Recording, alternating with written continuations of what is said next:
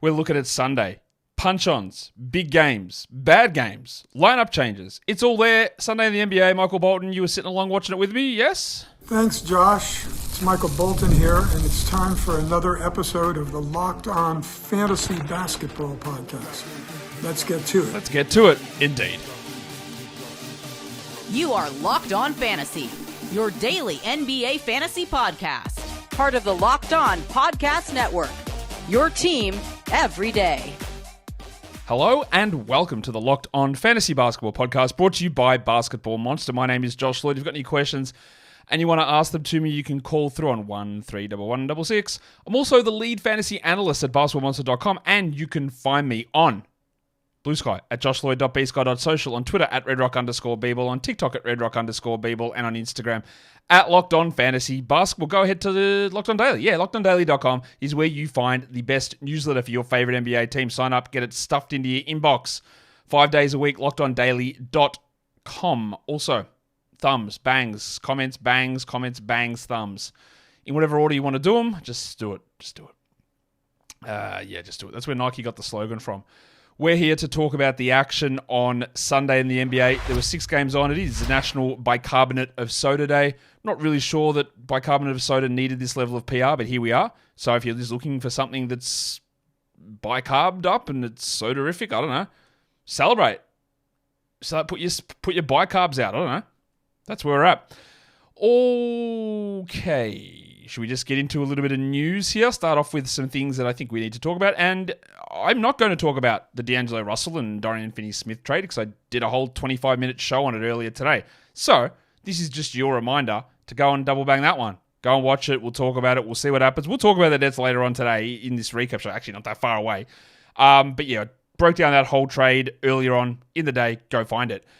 Some updates of injury statuses that we didn't have when I did the preview. Jeremy Grant, facial issue. He's questionable.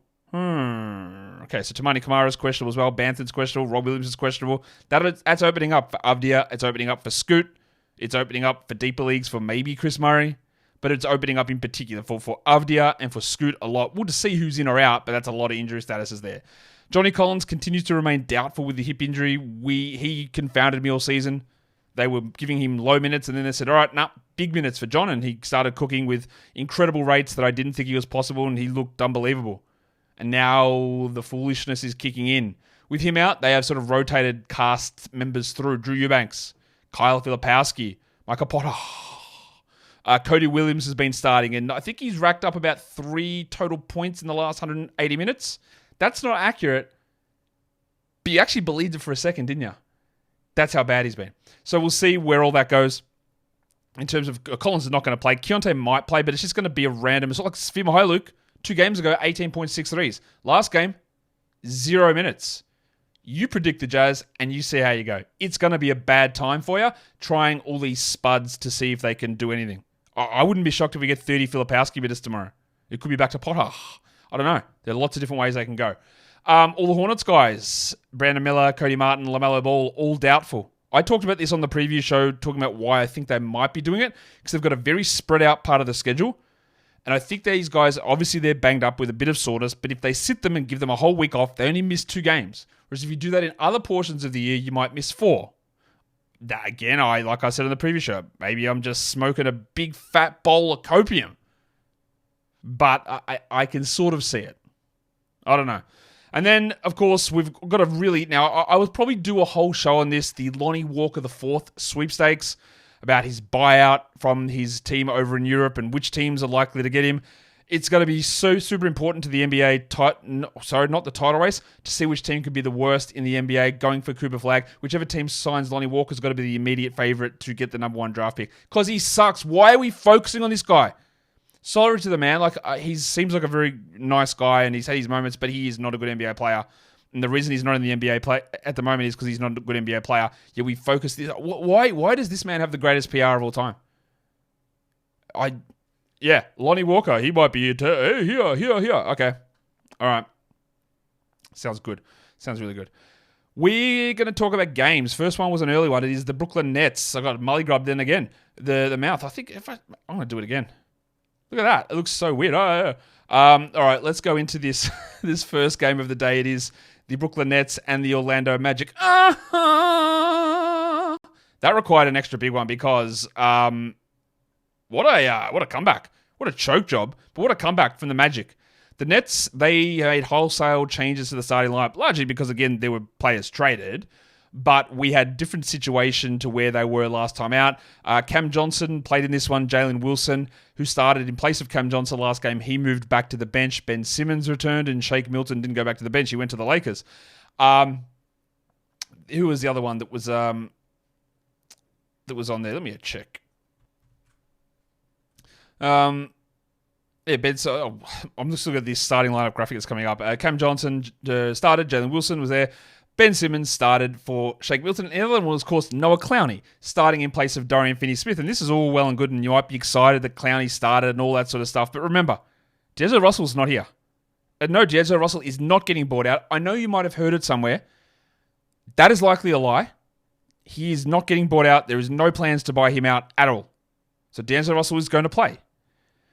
And you might say that, who cares? What does that mean for Noah Clowney? Well, if D'Angelo Russell plays and starts, that means that Ben Simmons doesn't start a point guard, does it? So where does Simmons start? At the 4? Does Simmons come off the bench?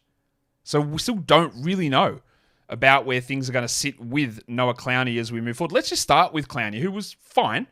He played 28 minutes. It wasn't good. 13 points, and then he really DeAndre Hunted his way to 2 rebounds, 0 assists, 0 steals, 0 blocks. He shot well. Again, he hit 3 threes. In college, this man gave the profile of a strong rebounder with very good blocks, and he showed that a little bit last season. But it hasn't really happened this season. I still believe he is worth a grab, but I'm also going to give you the big warning again, because this is part of the trade show that I did earlier today. Don't be shocked if it's bad, especially early on, because there's the Simmons stuff, where he fits in, and he's like young, and he's barely played. So don't be shocked if you get games like this regularly. We add him because it makes sense to have a crack at it, but there is no guarantee of top 50, absolutely not. 60, 70, no way. Top 100, maybe. Best case, maybe. And you probably get a run of it at some point. But from here on out, no way would I be looking at Clowney as a top 100 player. Not a chance. But we still take a go at it. Cam Thomas returned. He came off the bench. He played 25 minutes. He had 25, 6, and 6. He shot 1 million times. He took 1 million free throws. Not really, but 18 field goal attempts and 11 free throws is pretty close to 1 million. It's a 47% usage for those of you whipping out the calculator at home. I'm pretty sure he will start in the next game, which means Keon Johnson, who played 33 minutes, will not. 14, 3, and 2 for Keon. And again, you might think, well, look at Keon. He maintained his value. He did, but also he didn't. Because Cam Thomas didn't start. D'Angelo Russell didn't play. And they're going to start and play as we move forward. So Johnson doesn't have this role. So you don't have to be rostering him. The question's going to be, do I have to roster Nick Claxton? Because he's terrible. And I'll say, yeah, you're right. He's absolutely shithouse. His head does not appear to be... I don't like getting into other men's heads. It's really not a comfortable space to be. But there have been so many things from Claxton where he just seems not interested defensively. 3 ejections. Like he does not seem like he is locked in at all. And that's annoying. Now, if I'm in a points league, you can just do way better. And I don't even care if he gets better. In a points league, his value is not that high anyway. In a category league for Claxton, it's a little bit of a different story. I'd like to hold on, but it's dreadful at the moment. Jalen Wilson had a better game, 16, 1-1. That's very DeAndre Hunter as well, but he took 4 shots. He hit them all, but he took 4. All of them were 3s. And then he got 4 or 4 from the line. So to say that it's a little fluky that Jalen Wilson got here is an understatement. Over the last 2 weeks, he's 248th, playing 30 minutes a night. So that should give you an idea that this is a little bit of an outlier performance. Cam Johnson returned, played 25 minutes, and then left again. Hip soreness, the hip is the reason why he fell in the draft, and the fact that he was 35 years old at the time led him to fall too. Yeah, he had a stinker of a game, although 3 steals are nice. I would expect that he misses some time as they continue to manipulate the lineups a little bit as we move forward. What about on our Orlando Magic side of the equation? Wendell Carter moved back into the starting lineup. He'd moved back to being just a strictly reserve center behind Gogu Badadze, but with Mercer Black not playing due to a back issue, they decided not to go into a smaller lineup, but they put Wendell back at the 4, and his minutes went back up. 27 minutes, 13 and 6. Now that's totally like fine-ish. 1 of 4 from the line stinks, but if we're going to have the risk of him coming off the bench, if we're going to have this as like best case scenario, I don't want him. See you later, Wendell. As for the guys that had been popping off, what about Trevelyan Queen, who had 0 points in 6 minutes? And I labelled him yesterday on the streaming show, and I said, he's up there in a lot of these categories for streaming, but I said I don't feel very confident about it because he is a 27-year-old two-way contract point guard, and I don't think he's that good. And of course, the day where I say, yep, let's stream him in at this level, he does nothing. But the caveat was there. We shouldn't ever feel confident in a player like this, I don't think. What we do like here is Tristan da Silva. Last game, he was bad, but he'd been playing well before that. And in this one, he was even better. 21, 6, and 7. It is against the Nets, but 7 assists, 4 threes, big minutes, 35 minutes. And while Paolo and Franz are out, and they're out for a bit, well, Paolo's back soon. Da Silva's worthy of a stream. Badadze was great, 34 minutes for Goga, 9, 10, 11, and 5 for the dart, 2 steals and a block, elite shooting. He's been amazing. And of course, with all these players out, Kentavious Caldwell-Pope stepped it up to have 5 points in his 34 minutes. He did have 2 steals and a block and shot 22%. We're keeping an eye on Cole Anthony. And the reason we are is not because I think that he's going to break through the 17-point guard gauntlet they're throwing at him to try and get some minutes, but it's that everyone's hurt. Mr. Black didn't play in this game. Trevelyan Queen is Trevelyan Queen. And then Jalen Suggs got hurt again. 8, 2, and 2 for Suggs in 13 minutes. So if they're all out, Cole is going to be maybe worth it, but we've seen it before. It could blow up in our faces at any point. 10, 3, and 3 for Anthony here. He shot poorly, but this is just a huge win. It's a huge comeback. And now we're going to see what happens with Black and with Suggs and what that could mean potentially for Cole as we go forward. We've got 7 more games? No, there's only 6 games for the day. So there's actually 5 more games to talk about. So why don't we go and do that in a sec, because I'm going to tell you now that Rocket Money is bringing you this show. What is, not Rocket Money, that's absolutely my bad, it's Rocket RX. Rocket RX, you'll remember Rocket RX, because it is there to help you boost your confidence and help you take control in the bedroom. And I don't mean about fluffing up the pillows, although maybe that's a part of it. I don't know. Rocket RX has the solution. You will feel more prepared and you're ready to perform at your best when you are doing bedroom duties. Rocket RX makes it simple and stress-free, offering FDA-approved treatments for erectile dysfunction at a lower cost than branded alternatives. Rocket RX is where you want to go if you don't want those uncomfortable doctor visits or pharmacy trips. Everything from Rocket RX gets delivered straight to your door in discreet, plain packaging. With Rocket RX, you get trusted care from a real US clinical team. A quick 100% online consultation, get you the medication, and you get your free prescription today. So visit rocketrx.com to get started now. It only takes 2 minutes. Right now, our listeners can get 40% off your first order when you use the code LOCKEDONNBA. That is rocketrx.com. Code is LOCKEDONNBA for 40% off your first order. Terms and conditions apply. Rocket RX, better sex made simple. I feel like I have so many stories and things that I could talk about with sponsors like Rocket RX, but I don't want to go over the top of it. I've just so much knowledge waiting to explode out of me about this stuff, but I'll keep it to a minimum. Second game. Who was it? It was Indiana and Boston. The Pacers get a victory against the Celtics, and they had this one. It was a weird one from Seki Joe Mazzulla.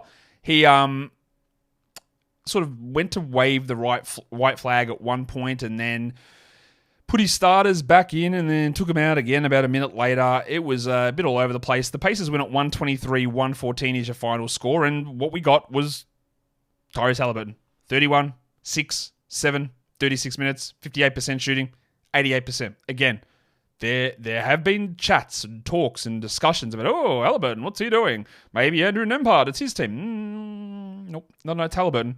He had a bad game, and every time he is very firmly in the group of when you have a bad game, the sky is falling, it is done. Much like I talked about the Christmas Day announcers talking about Anthony Davis. Oh, we thought he'd beat the injury-prone stuff, but here he goes through the log. Yes, back again, and he missed like exactly 0 games. Right? One thing happens, and it's all the worst in the world is happening, and that seems to be where we're at with Haliburton. He just had a bad game, and like I talked about with that game against the Thunder, there was a strategy part of it. And now he's okay again. Andrew Nembhard, though, interestingly, still was very good. 17, 8, and 8, 50% shooting. Now, he started out this season really quite poorly, Nembhard. Like, for example, over the last 2 weeks, he's the 78th ranked player, but he's not a top 160 guy for the season because he was bad. And now he is going well. So you roster Nembhard everywhere, and we see where this develops. Siakam was like just Siakaming 16.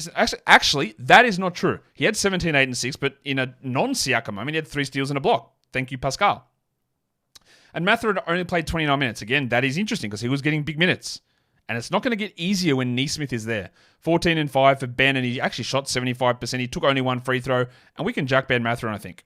Get that garbage out of here. Also, TJ McConnell, only 14 minutes. Too many guys around. You drop him. He was useful for streaming when players were out. They're not out. They're back, so you move on. And then Jarris Walker, hello.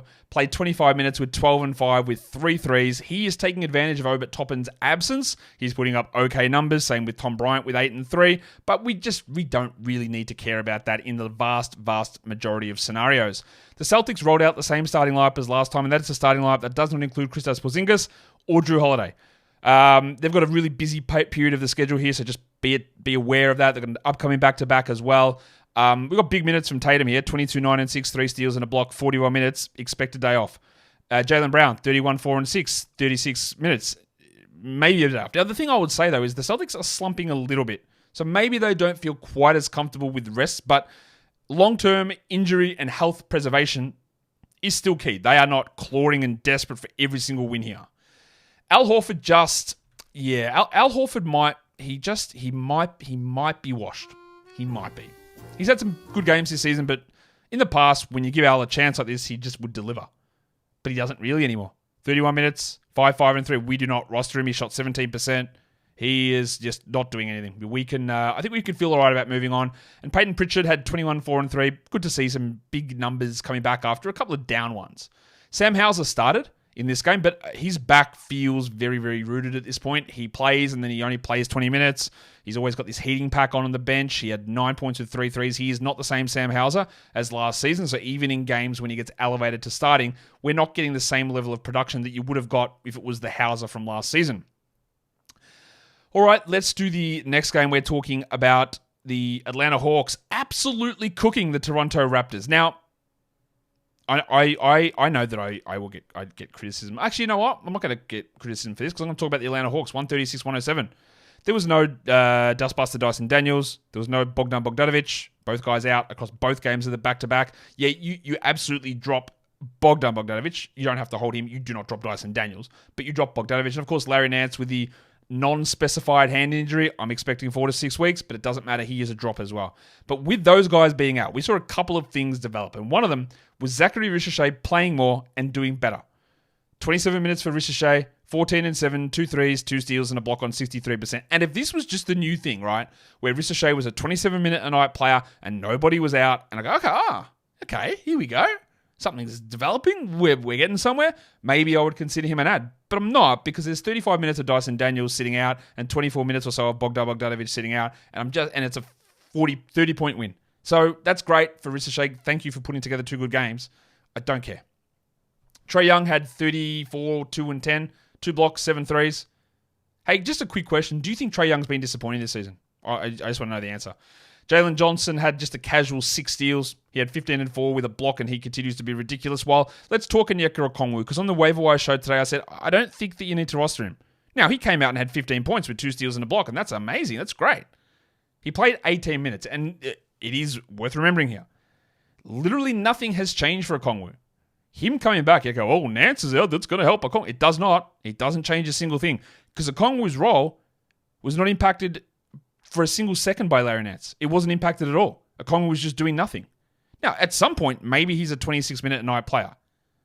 It's not now, so I don't care. I'm not adding him here. They're not committed to playing him as a starter. That is okay, and that's okay that we don't roster him. DeAndre Hunter. I'll continue to tell you I believe he is a sell high. Now, he is putting up huge numbers, and the double backhand chocolate chunk glazing of DeAndre Hunter has taken hold. Because this is what happens. Oh my God, you are leading scorer off the bench in the NBA. You are the best ever. I'm not saying he's been bad. He's been very good. He's been much improved. And the one thing that I really like about Hunter that's stuck this season is all of the peripheral stats he's giving us. It's been amazing. What I actually do like about him is his usage has jumped from 20 to 25. That's real. That sticks. But there is so much DeAndre Hunter propaganda currently because he's scoring 20 points a game. And whenever you score 20, that is the key that makes everyone turn on. So with everyone talking about how good this man is, and he is playing really well, do not get this twisted. It is a huge sell high. The reason being, the man's a 37% career three-point shooter who's going at 46%. It's honestly as simple as that. Yeah, the usage probably holds. It probably does. But this level, that level of shooting increase, when you bet against it, you usually come out on top. Now you'll say, well, he's done it for 2 months. Why can't he do it for 2 months? And I'll say, okay, it's true. It's true. He might do it all season. He could very easily, for the next 3 months, shoot 34% from three, bring his season number down to 39, finish the season as the 110th best player, and then what have you done if you didn't cash in on a top 50? Now, he might not. There's always a risk. Every time you do a trade, there's a risk like that. But 2 months of 45% shooting does not mean 3 months or 4 months or 5 months of it. He might have a month of 20% shooting and then go back to 37. He just might have 3 months of 34% shooting. He might continue to shoot as well. I've got no idea. But I would be, with all of the glazing, with everyone thinking, this is just real now, that is the key. To me, it's the absolute key in selling high. Vic Krejci started for Daniels. He had 3 steals, so he's like mini Dyson impression. Well, it's not even mini. Dyson averages 3 a game, and he got 3. So Vit is a stream guy, I guess, in this particular scenario. Shout out to the 9 minutes of David Roddy. I wouldn't have lived without those. On to the other side of this equation, it is my Toronto Raptors. They lose, even though Jakob Poeltl returned. That sent Kelly Olynyk to the bench. But again, anytime I'd level any criticism of Masai Ujiri, because, again, fantastic bloke who's done very good things inside of the organization, very good things outside of the organization in terms of all of the Basketball Africa stuff. He's been amazing at it, right? I always get 2 things back. It's actually Bobby Webster who's the GM, so I don't know why you're criticizing Masai. There's that one. Or there's the, he brought a championship to the team and just let him cook. We trusted Masai. Everything he's doing is good. So anytime that Ochai Agbaji has a good game, I'd get it. Hey, what do you think now about him? I still think he's bad. And I think that Masai still doesn't really... He's really not lost touch, but many, many questionable moves. This team stinks. Yes, injuries are a real problem. Yes, but they stink. And they're getting smacked. What have they won? 7 games? 7. I think it's 7. They are terrible. But the thing is, they are not deliberately trying to be that bad. They wouldn't have committed as much money as they have committed to Poeltl, to Barnes, to Barrett, to Quickly if they were trying to be this bad. They wouldn't have that money committed. And in the offseason, I talked about how this team's weird because they're rebuilding or tanking, whatever, but their window to do that, it's non-existent because their best players are already not on rookie contracts and earning $200+ million. Some of them are 25 already, 26. They don't have that window. It's a bad spot. Anyway, Poeltl returned. I'm sure he didn't need that analysis, but anytime I can get to put those snarky Canadians in their place to make them know where their place is, I'll do it. Jakob Poeltl, 27 minutes, 13 and 6, 2 steals and 3 blocks, and we're happy that he's back. I'm also happy that it means that another Canadian suffered, and that's Kelly Olynyk, who played 12 minutes for 6 and 6. And we absolutely can double backhand jack off Kelly Olynyk. Get that garbage out of here. We give maybe he can get 25 minutes in this situation, and we can try that. Sure, I get it because the upside was there, but it didn't happen, so you move on. And we're all about taking flyers on guys, even Canadians, just to see what happens. But it didn't happen, so see ya. Agbaji had 3 points in 18 minutes, and he continues to be bad, and he is still rostered in 12-team leagues, and he does not need to be. While the Prestige Penis Grade A Dick had 6 points in 25 minutes. He shot 25%. He did offer 2 steals, which is fantastic, but you do not need to roster Grady Dick in 12-team leagues. I remain very firm on my Dick stance. Very firm. And I've said it all the way through.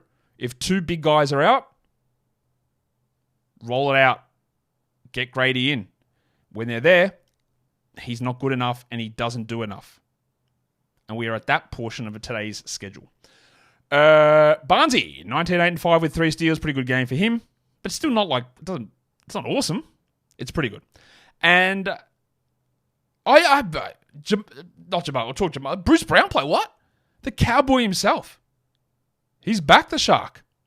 12 points, 19 minutes. Now, people will be looking at that, much like they looked at Kelly. They go, do we Bruce Brown? No, I don't think so. It's really good scoring in those minutes, but play the 240. How is he playing 28? He's not, is the answer. So I wouldn't get into it. Mobo played 6 minutes. So yeah, that little run is done. And, Shed, 25 minutes, 5 points. That's bad, but 6 assists is nice. But, of course, there's no Quickly. There's no Mitchell. And that enabled Shed to do more. Now, Shed was ahead of Mitchell, but we just look at it as deeper league stuff. Barrett was like, he was all right. 17, 6 and 4, bad percentages. That's an old school Barrett game. No defense, bad field goals, bad free throws. That's a standard old school Rowan Barrett game that we have seen time and time and time again. Bad game for the Raptors. They'll be better, or will they?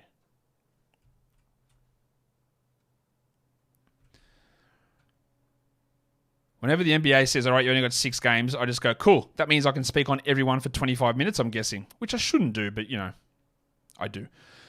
Let's go to the next one. And this one was a, spicy encounter. The old Houston Rockets and the Miami Heat. The Heat made some, baffling lineup decisions. Kevin Love, DNP legend, hadn't played in 3 games, and they started him. And Duncan Robinson was out, so Terry Rozier moved into the starting lineup. And, of course, Stash legend, underdrafted legend, Jaime Jaquez moved back to the bench. The Heat went at 104-100, and there was a massive punch-on at the end of this game. It started between Tyler Herro and Amen Thompson, and I'll talk about the Rocket side at the same time here with the Heat side in terms of the ejections in this game towards. It was in the last 30 seconds. Fred VanVleet got ejected. Absolutely zero chance he's getting suspended. Not happening. Not getting suspended at all. Don't even worry about it. That was a separate thing to the fight. It was the most ridiculously soft ejection you've seen. Well, actually not, because that happens all the time. Because NBA refs are some of the most annoying characters in the world.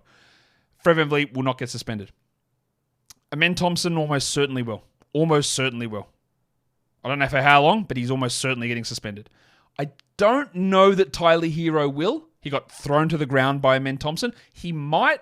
It will be definitely less than Amen Thompson. The other one to watch is Rozier, because when Amen dragged him to the ground, Rozier came in, and I wouldn't be shocked if he gave the old David Reese-Jones to Greg Williams in there, just a little bang.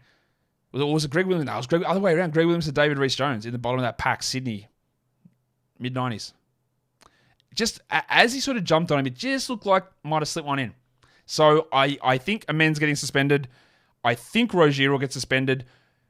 Rozier I'm on the fence about, and I don't really think Jalen Green was the other one ejected. I don't think he's getting suspended either. It's Amen, probably Rozier, maybe Herro. Let's talk about the actual performances now, because let's try and keep track of this. I mean, we can't. There was no Jimmy Butler, obviously, because he's too busy returning from competition management, whatever bullshit injury they said, and there was no Duncan Robinson. So we got big games from both Hayward Highsmith and Little Chungus Nikola Jovic. 38 minutes for Highsmith, 15 and 8, 3 steals and a block. That's fantastic. I don't think I care, though. It's going to be up and down, and Spoelstra is rotating this stuff like mad every game. That's another good game from Jovic, though. 18, 7 and 6 with 3 threes. I love it, but I have no faith in the role at all. So if I'm in a deeper league, sure, but that's about it.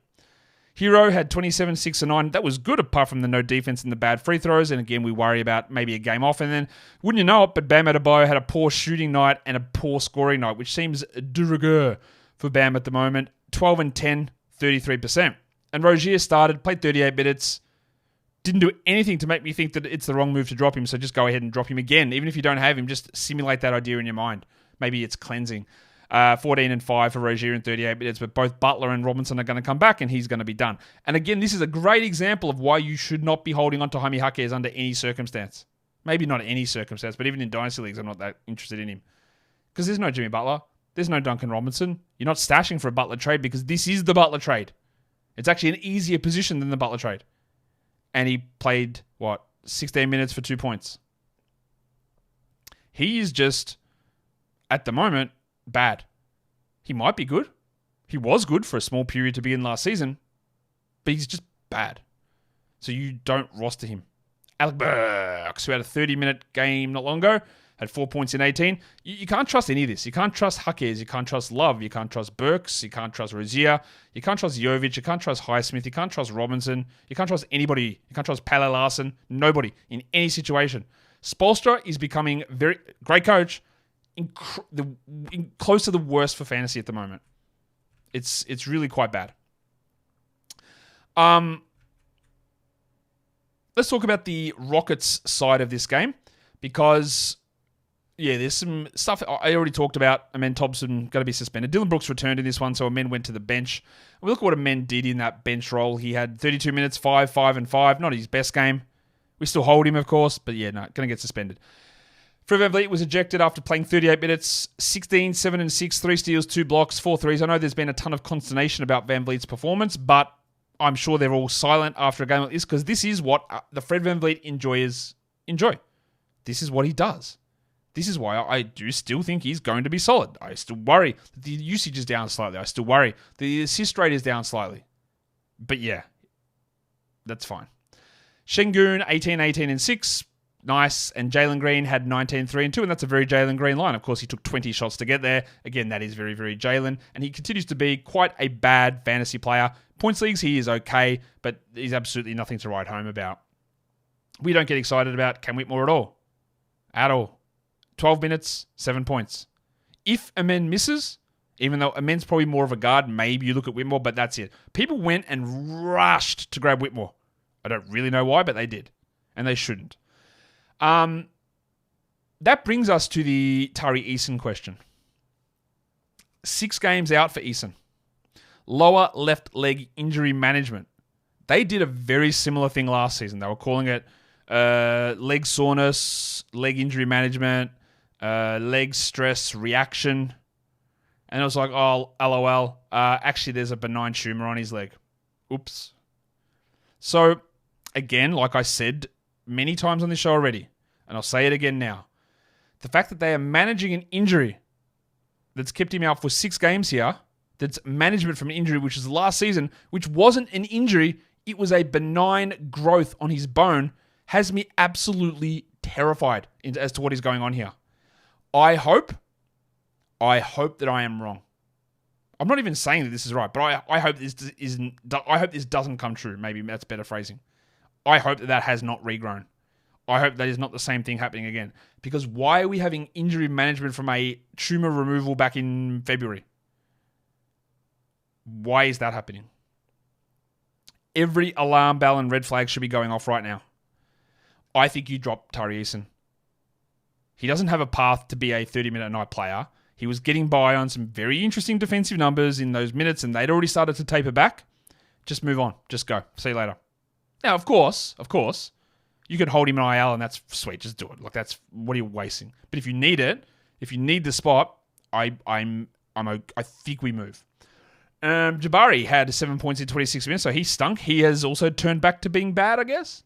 He had a nice little run where it looked like maybe he was figuring it out, but he sucks at the moment. And Dylan Brooks, another big Brooksy game, led the team in scoring. All I hope for here is that Dylan Brooks doesn't go, all right, I'm Dylan Brooks. Memphis Dylan Brooks re-engaged. Let's go, yeah? 20 shot attempts, 40%, 22, 4, and 0. We hate to see that. But Brooks is putting up good numbers. So if you wanted to stream in Big Dylan, he absolutely is worth it at the moment. Of course, our faith in that being worth it all the way through is very, very low. But it's happening now, so we do it. And now there's an Eason absence and probably an Amen absence, which is further going to help him. The next game was an ass-kicking. Memphis, Oklahoma City, and Memphis has been absolutely smacked around again with injuries. They lost 130-106, and then out of nowhere, Zach Edey, concussion protocol. So that's not one game usually. Ja Morant, AC joint sprain. That's probably multiple weeks. So Scottie Pippen Jr. started. And Lil, haven't done it for a while. How's the voice? Probably not ready. Let's see. Lil John Concha.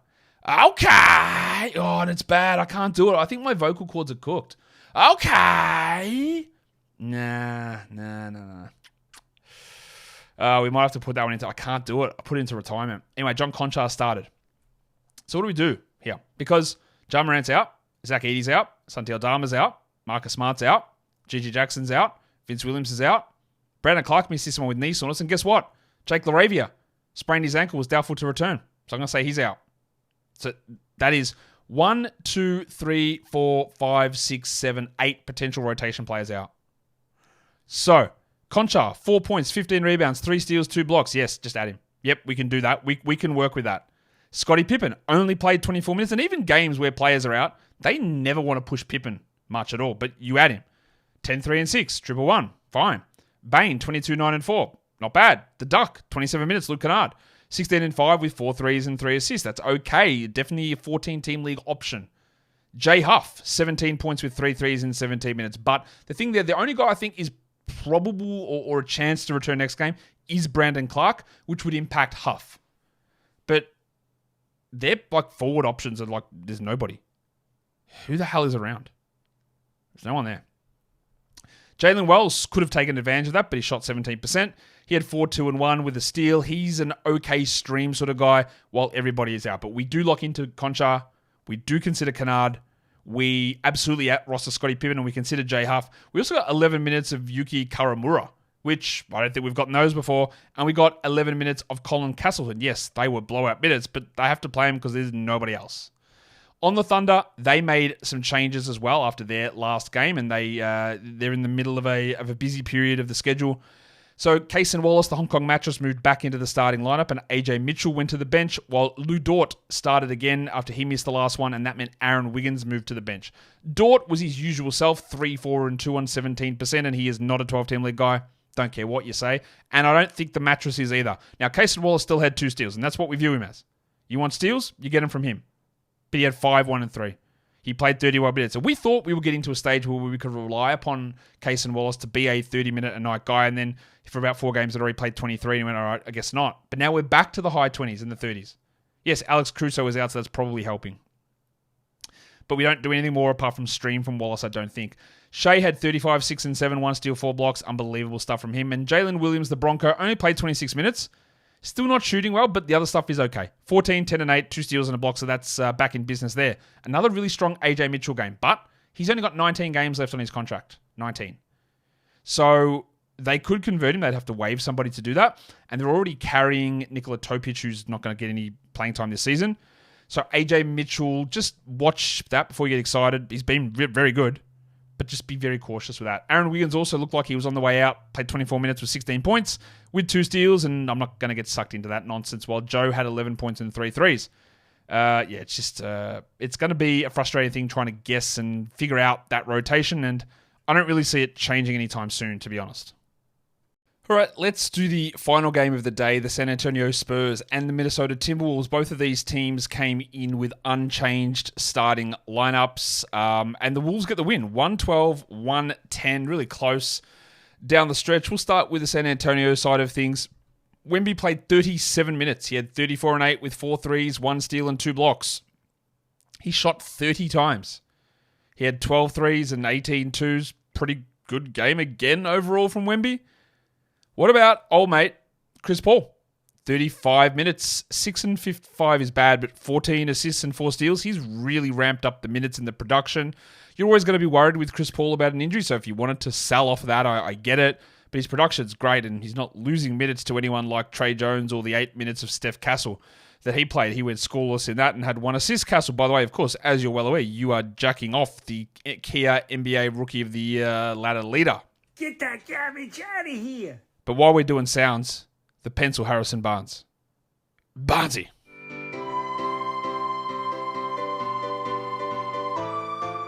.24 points, 89% shooting, no steals or blocks as per usual.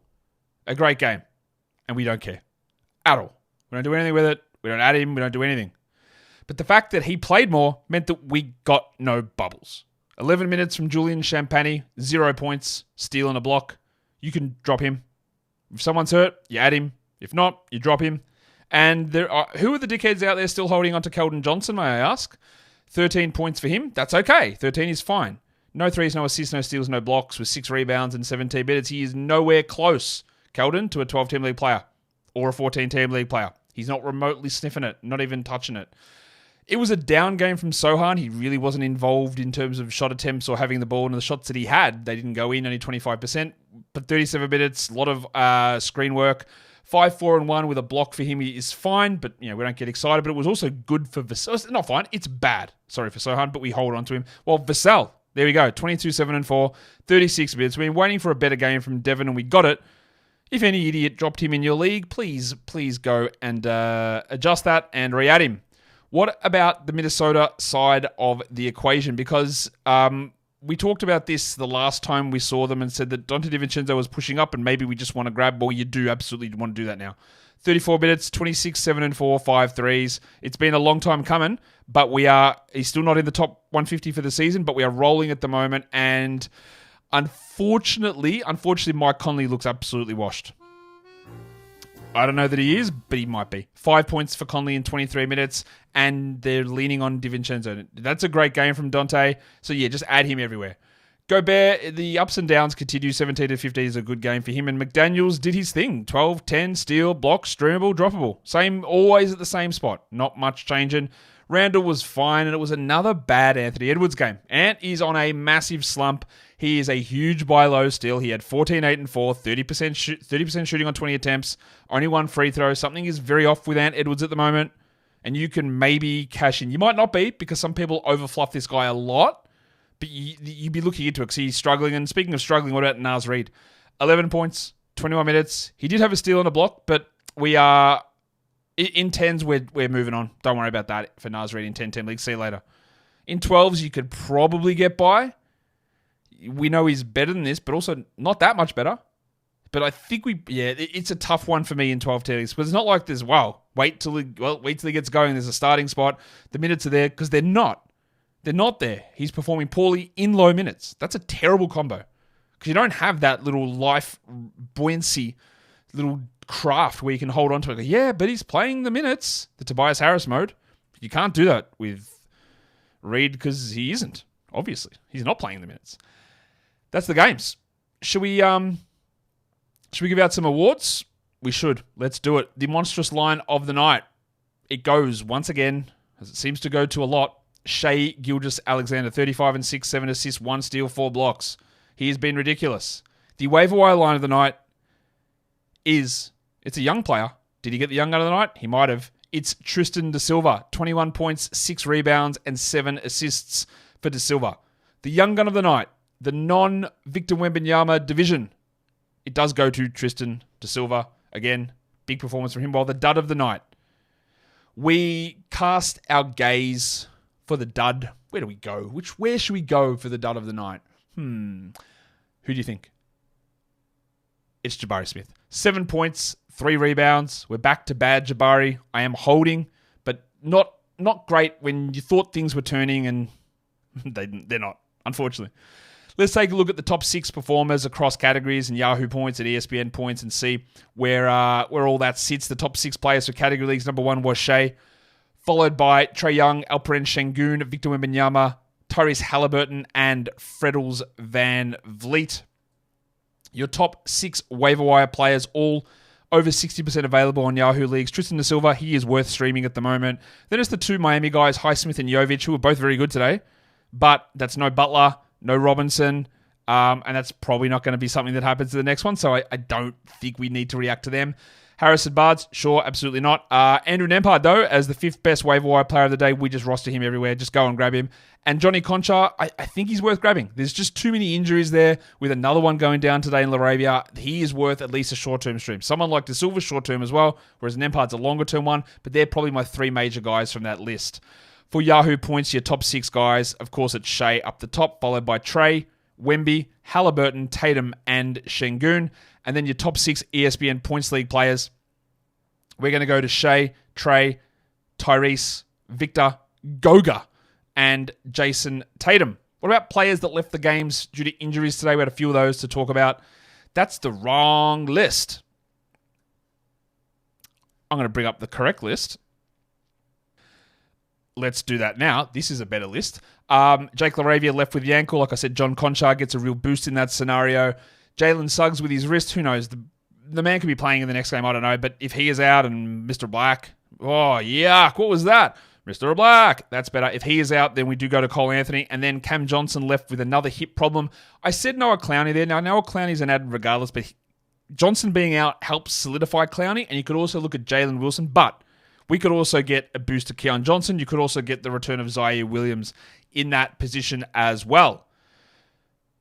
And now we go ahead and look at how things are going in the industry pickup auction draft. It was the top of the table battle. I'm number 2 on the standings. Kingy is at number 1. So let's see how that matchup went and a bit of a check-in on some of my other leagues as well. So I was up against Kingy this week and knocked off the top place team. Let's go. My industry pickup team after a slow start is flying at the moment. I don't think we're going to be on top. Let's look at the other matchups though. There, Angle beats Willie Clever 5-3-1. Mitchie Casey beats Alec Burns 6-3. Josh and Evan beats Jake from Fantasy Trash Talk 6-3. Karen Talua beats Kyle McEwen 6-3. And Joel Bartolotta beats Sam and Liam 7-2. So I was happy, very happy to get the win over Kingy, the top place team. But I think that might actually drop me down from second to third. Let's have a look. Oh, from sixth. I went down to sixth. I was second. I beat the top team and I went down to sixth. There you go. Why? Well, because look how tight it is. 46 wins for Kingy, 45 for Josh and Evan, 44 for Angle, 44 for Joel, 44 for Karan, 44 for me. We're all just equal. That's a crazy drop. That's crazy. I go down. I went down from second after being the team in first to sixth. That's all right. We move. Let's look at the scoring in some of my other leagues. Some of them I'm doing. I feel like there's no almost in between for me this season. I'm either being terrible or I'm being pretty good. That's not true. Some of the others, there's a couple that I'm okay. This is the other auction draft that I streamed earlier on this year. 4-5 loss in that one. I am really struggling in that league. The FBI World Cup, that's my worst team. My FBI World Cup team, 6-3 loss. Horrible. And this one's my best team, the head-to-head Roto Trial League that with a bunch of other analysts where we play every opponent every week. I had a 7-2, 6-3, 5-4, 8-1, 7-2, 6-3, 7-2, 5-4, 7-2. So huge wins right across the board. I am miles ahead, I think, yeah. Let's have a look. Yeah, 75 wins for me. Next closest, 61. I'm cooking in that league. That's by far my best team, although my industry pickup team is pretty good as well. I won't do a roto check-in this week. Let's do the Locked On Fantasy Basketball Bowl category leagues where we have 2 matchups a week. Did I split them? Did I win them both? Right. Oh, yeah, that's all right. I got a 6-3 there over the GOAT. Guess you're not the GOAT then. And then I lost 5-3-1 against Burn Notice. So split those ones. And then my Yahoo Points League matchups. Let's have a look there. How did I go? There are 2 matchups in that one as well. 500-point win over Richmond Oilers. That's a huge victory. And then Cap 10 Black Spider, I think it is, or Black Sparrow, beat him as well. Ever since someone tweeted at me and said, your team in the points league sucks, I think I'm undefeated since he said that. Not that I'm going particularly well. Let's have a look where I am on the standings in that one. Where am I? I think I'm in like 5th or 6th. I'm 9th, actually. Yeah, interesting. I'm 3 wins out of... Oh, no, I'm equal 8th. So I'm equal 8th. 8 and top 8 make playoffs. But I've won 4 in a row over there because I started off really poorly and got some players back. I'm still waiting on Zion to come back in that league, I think. And I just lost Morant. That's going to be hard, isn't it? But I do have D'Angelo Russell, so that's a W. I think I also got 1 fewer player. I need to add someone in that league. Anyway, you don't need to know about that. I'll go back and add that guy in a sec. All right, that wraps us up for our industry pickup wrap-up. All my leagues, looking at those. We'll do a Roto League recap next week, see where we're at with those. And that brings us to the end of the show and the end of week 11. No, week 10 in the NBA. So that's where we're at. I hope that you yourself had a W. Drop it in the chat. Did you get a W? Did you get an L? Doesn't define anything for you, but yeah, let's hope you did well. And remember, we're all about team positivity over here. We're about doing good for ourselves. We're all about lifting ourselves up, but lifting others up as well. And to lift yourselves up, you don't have to put somebody down. Really, really simple. Everyone can work. But be kind to yourself. Because if you're not kind to yourself, it's going to make it hard for others to do that. Guys, we are done here. Thank you so much for listening, everyone. See ya.